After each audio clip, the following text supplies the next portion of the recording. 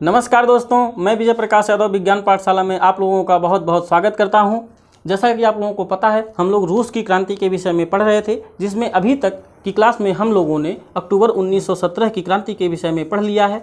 लेकिन आज की क्लास में हम लोग उसके आगे स्टालिनवाद और सामूहिकीकरण तथा रूसी क्रांति एवं सोवियत संघ के वैश्विक प्रभाव के विषय में पढ़ने वाले हैं। अभी तक की क्लास में क्या हुआ है कि सत्ता जो है बोल्शेविकों के हाथों में आ चुकी है, बैंकों का उद्योगों का राष्ट्रीयकरण हो चुका है, ठीक। और उसके बाद जो ज़मीनें हैं उनका सामाजिकीकरण किया जा चुका है और सामंतों की ज़मीनों को किसानों के बीच बांट दिया गया है, ठीक। यानी कि इस प्रकार से जो है ज़मीनें छोटी छोटी भागों में बट गई हैं। हर किसान के पास अपनी ज़मीन है और वो उस ज़मीन पर अपनी खेती कर रहे हैं, ठीक है। इसी बीच क्या होता है कि लेनिन की मृत्यु हो जाती है और सत्ता जो है वो स्टालिन के हाथ में आ जाती है, ठीक है।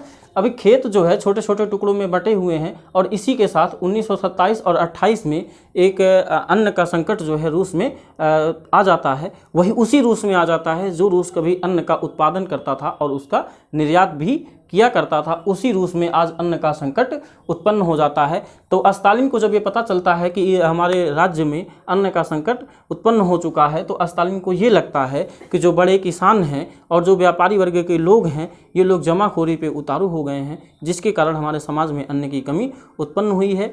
उसके बाद जो है स्टालिन अपने कार्यकर्ताओं के साथ इस पर कार्यवाही करते हैं, सख्ती से कार्यवाही करते हैं, लेकिन उसका भी कोई खास असर दिखाई नहीं देता है। अन्न का संकट बना रहता है, जिसके बाद स्टालिन ये कहते हैं कि ऐसा इसलिए हुआ है क्योंकि हमारे खेत जो हैं वो छोटे छोटे टुकड़ों में विभाजित हो चुके हैं और इनका आधुनिकीकरण नहीं किया जा पा रहा है, इसलिए इस तरीके की समस्याएं आ रही हैं। और उसके बाद उन्होंने कहा कि अब हम खेतों का सामूहिकीकरण करेंगे, यानी कि छोटे छोटे खेतों को मिला करके बड़े खेत बनाए जाएंगे, जिनको कोलखोज के नाम से जाना जाएगा, और उस पर सारे किसान मिल करके खेती करेंगे और जो उत्पादन होगा उसमें से मेहनत के एवज में सभी किसानों को अन्न जो है बांट दिया जाएगा, ठीक है। इस तरीके की व्यवस्था को लाने की जो है स्टालिन बात करते हैं। लेकिन कृषक लोग जो ज़मीन का मालिकाना हक पा चुके थे, अब वो लोग अपनी ज़मीन के मालिकाना हक को छोड़ने के लिए तैयार नहीं थे और इसके बाद जो है इस सामूहिक कृषि का विरोध करते हैं।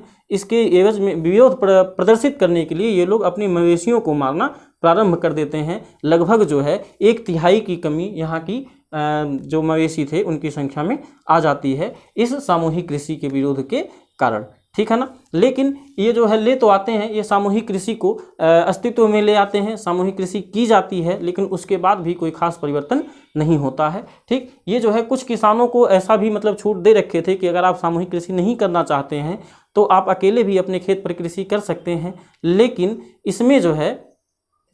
उसमें जो है कोई सरकार की तरफ से समर्थन नहीं मिलेगा। लेकिन ये जो लोग हैं जो कि सामूहिक कृषि करेंगे, उन खेतों को बहुत सारी सरकारी सुविधाएं, उन पे काम करने के लिए औजार वगैरह दिए जाते थे, ठीक है ना। इसके बाद क्या होता है, इन दोनों सुधारों के बावजूद भी अन्न का संकट जो है बना रहता है। इसी बीच एक बार मौसम खराब होता है, फसल खराब होती है और 1930-33 के मध्य रूस में एक बहुत बड़ा अकाल पड़ता है, जिसको हम लोग सोवियत के इतिहास में सबसे बड़े अकाल के नाम से जानते हैं, जिसमें लगभग 40 लाख लोगों की मृत्यु हो जाती है, ठीक। इसके बाद क्या होता है कि ये अकाल पड़ा और उसके पहले हम लोगों ने देखा था कि लेनिन के समय में जब औद्योगिकीकरण बहुत तेज़ी के साथ हो रहा था, उत्पादन बहुत तेज़ी के साथ बढ़ रहा था, तो स्थितियां जो हैं, कार्य स्थितियां जो हैं वो खराब हो रही थी और इसी के साथ जो मज़दूरों को सुविधाएं दी जा रही थी वो भी बहुत अधिक मात्रा में उनके लिए पर्याप्त नहीं हो पा रही थी। और तीसरी चीज़ ये कि इतना भयंकर जो है अकाल पड़ गया, इन सब चीज़ों के कारण स्टालिन का विरोध जो है प्रारंभ हो गया और इनकी सत्ता का विरोध होने लगा। जब विरोध होने लगा तो अपनी सत्ता के विरोधियों का दमन करने के लिए स्टालिन ने निर्वासन करना प्रारंभ किया, उनको देश निकाला देने का कार्य किया और लोगों को ज़बरदस्ती जो है श्रमिकों और मतलब श्रम शिविरों और जेलों में भरने का प्रयास किया, ठीक। इसी तरीके से 1939 आते आते लगभग 20 लाख लोगों को जेलों में या फिर श्रम शिविरों में रखा गया था, जिनसे ज़बरदस्ती जो है समाजवाद के विरुद्ध जो है काम करने के लिए बयान लिया जाता था। ऐसा उनसे बयान लिया जाता था कि उन्होंने समाजवाद के विरुद्ध कार्य किया है और जिसके मतलब बेस पर उनको मृत्युदंड दे दिया जाता था, ठीक है ना। यानी कि 20 लाख लोग ऐसे थे जो कि 20 लाख लोगों ने तो कोई विद्रोह नहीं किया था, लेकिन उन 20 लाख लोगों को भी मृत्युदंड सिर्फ इसलिए दे दिया गया क्योंकि कहीं ना कहीं वो लोग स्टालिन की नीतियों से संतुष्ट नहीं थे। ठीक, ये सारी स्थितियां चल रही थी। ठीक, पूरे यूरोप में जो समाजवादी समर्थक लोग भी थे वो भी इन बोल्शेविकों के इन तौर तरीकों से सहमत नहीं थे, इनके कहीं ना कहीं विरोध कर रहे थे। जैसा कि हमने देखा था कि रूस में ही 2 धड़े समाजवादियों के बटे हुए थे, एक बोल्शेविकों का था और दूसरा समाजवादी क्रांतिकारियों का था। वो रूस के ही वो समाजवादी क्रांतिकारी इन बोल्शेविकों का समर्थन नहीं कर रहे थे। इस प्रकार से रूस मतलब यूरोप के अन्य जो समाजवादी लोग थे उनकी नज़र में भी इन बोल्शेविकों द्वारा उठाए गए ये कदम जो थे वो संतोषजनक नहीं थे। ठीक, वो भी उनको जो है इनके खिलाफ कर रहे थे। ठीक है ना।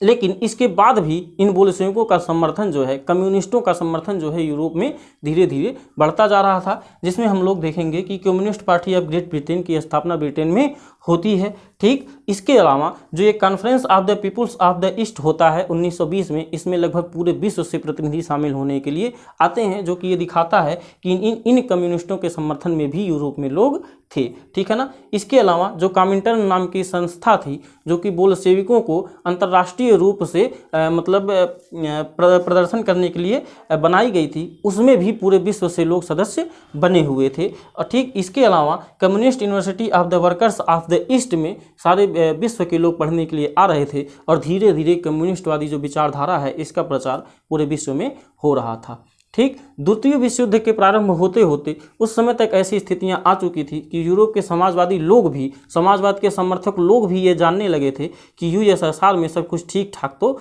नहीं चल रहा है। लेकिन इसके अलावा जो सुधार, एक और सुधार हुआ था इस समाजवाद का, जो दूसरा पक्ष उभर करके सामने आया था वो ये था कि रूस जैसा एक कमज़ोर देश, रूस जैसा एक औद्योगिक रूप से पिछड़ा देश, रूस जैसा एक गरीब देश अब एक विश्व की महाशक्ति के रूप में उभर करके सामने आ चुका था। वहाँ के लोगों के पास खाने के लिए खाने थे, रहने के लिए मकान थे, पहनने के लिए कपड़े थे। हालांकि उनके पास कुछ बुनियादी स्वतंत्रताएं नहीं थी, लेकिन फिर भी वो लोग जो है अपना जीवन सुखपूर्वक जी रहे थे। ठीक है।